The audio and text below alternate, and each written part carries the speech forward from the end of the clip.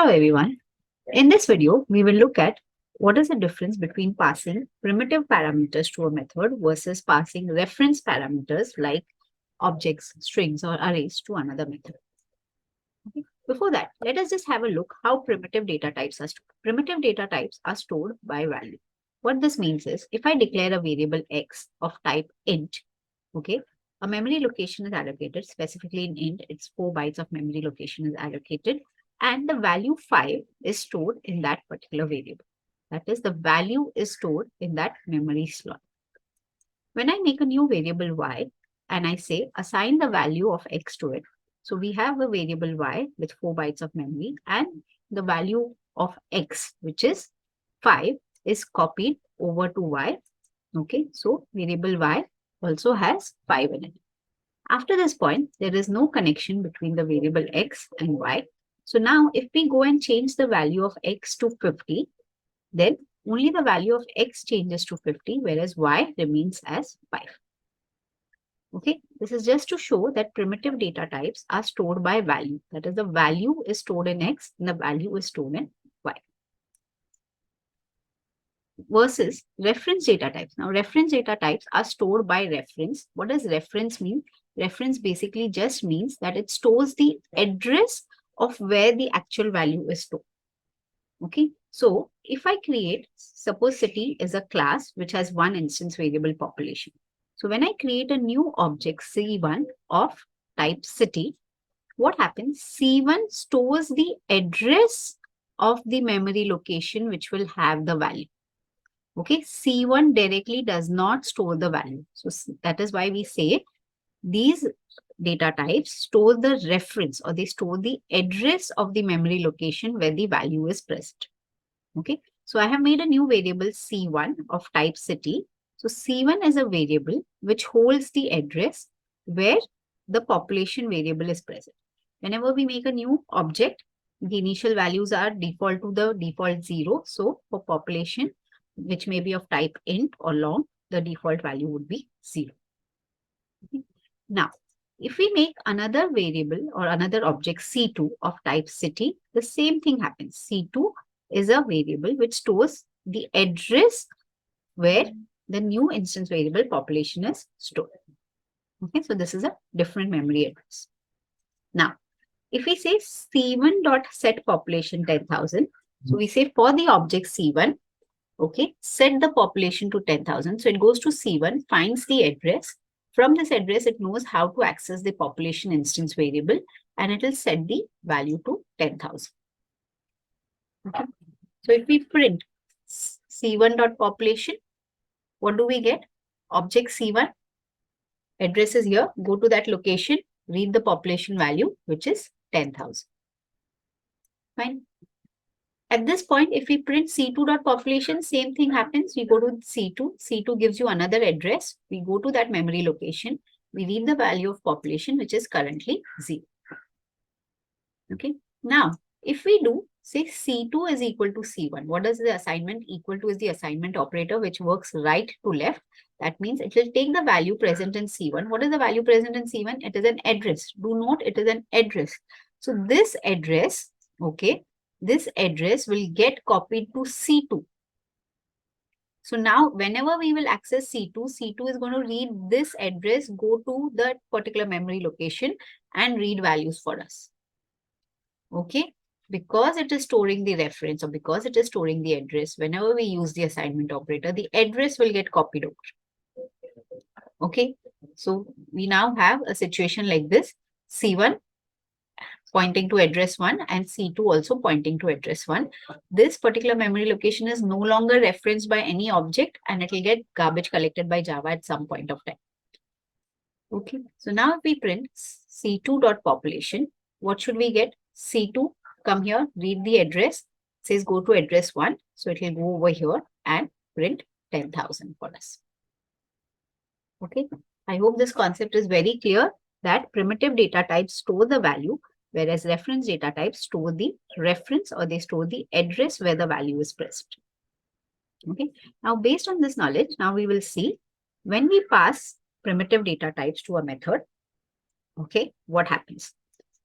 So we are passing primitive data types to methods. So I have a main method. Okay, the details are not necessary here. We just need to focus on the concept.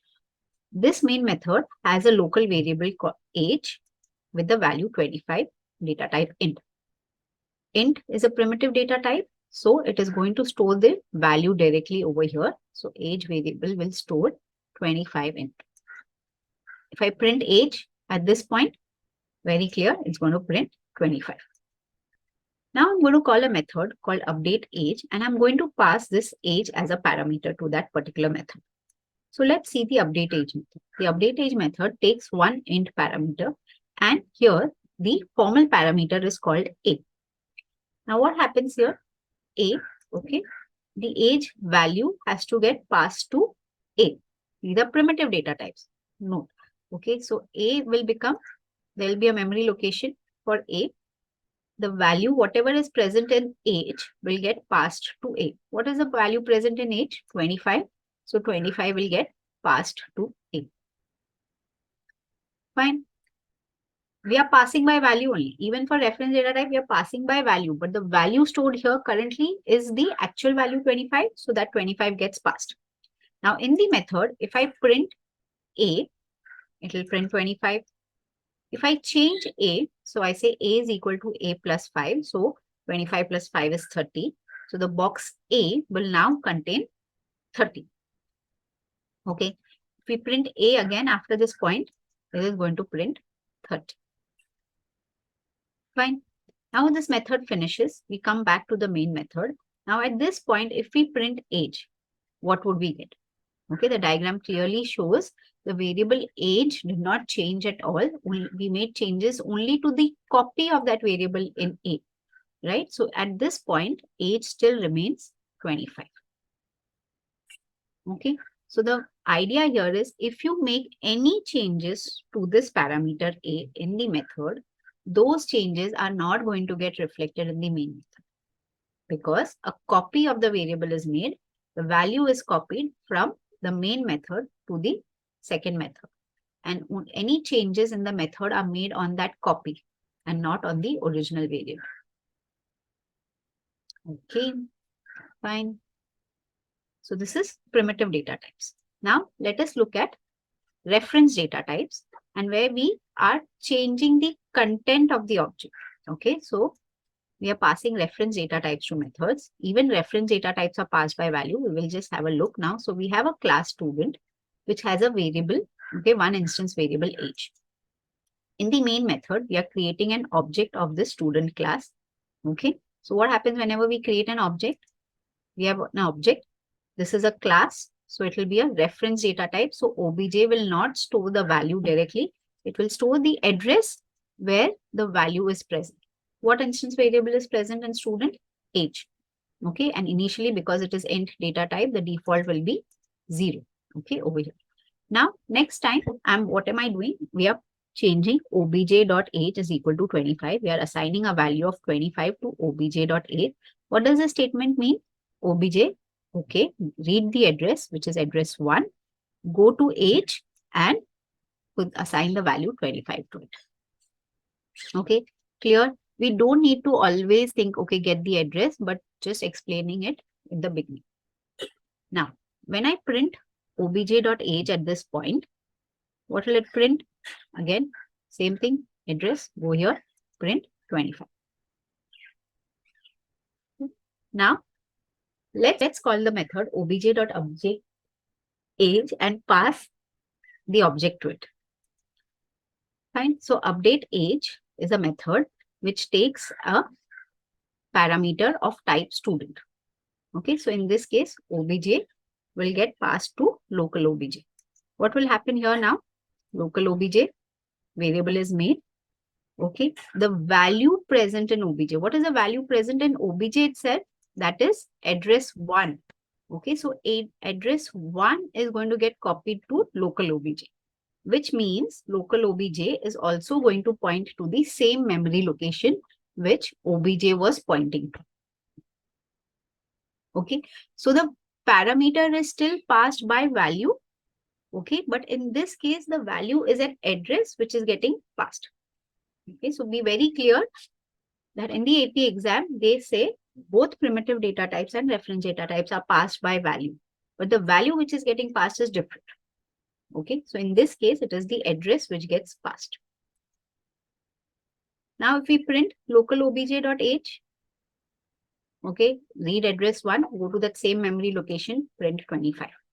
If we change local obj using the local obj reference, if we change the value of age, this same memory location will get changed. Okay, value will become 30 over here. And when we print local obj.age, we will get 30. Fine. So far clear. Method finishes, completes. We go back to the main method. Now at this point, if we print obj.age, what do you think the value should be? Obj is going to read address 1, find the same memory location, and it will print 30. Okay. So if we pass an object to a method and we change the content of the object, okay, so we are changing the content of this object, it will get reflected in the calling method as well. Fine. So we very clear, it is passed by value, but if you change the content will get reflected in the calling method as well. Right. The last thing that we look at is when we are passing by value the object reference, but we are modifying not the content, but the object itself. Okay, what happens in that case when we modify the object itself? Okay, so I have a class student with an instance variable age. We are making a new object of type student. Object getting some memory address pointing to the location where age is present. Fine. And then we assign 25 to age. Okay. Printing the age at this point will give us 25. Now we are calling the update object. Okay. We are not calling a method called update age. We are calling a method called update object, which again takes the object as a parameter. Fine. So let's look at that method update obj, which is taking a object of type student. What will happen in this case? Local obj variable is made. Okay. What will it get? It will get the value which is present in obj, which is address 1. Okay. Fine so far. Now if we print local obj.age, local obj is pointing to that same memory location. So it is going to print 25. Okay. Now in this method, if I change this object itself, okay, not the value or the instance variable inside or the content of that object, I am going to change this object itself. So what I'm going to do is I'm going to say local obj is pointing to a new student object. What happens now? Okay, so local obj, whenever we say new student, what will happen? Memory location is made, okay, where the instance variable age is present with a default value of 0. And we are saying now local obj will point to this. So local obj will no longer contain address 1, but it will have a new address.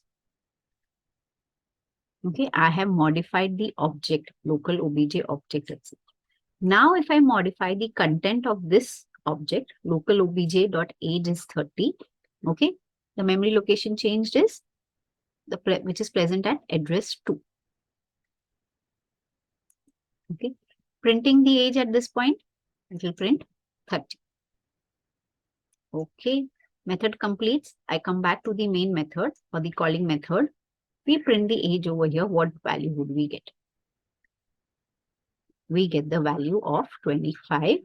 Okay, because the method changed the object and then changed the content. If it changes the object, it is pointing to a new memory location, and hence our original object content does not change. Okay. Fine. I hope that's clear, and we'll now practice some questions based on these concepts. Thank you.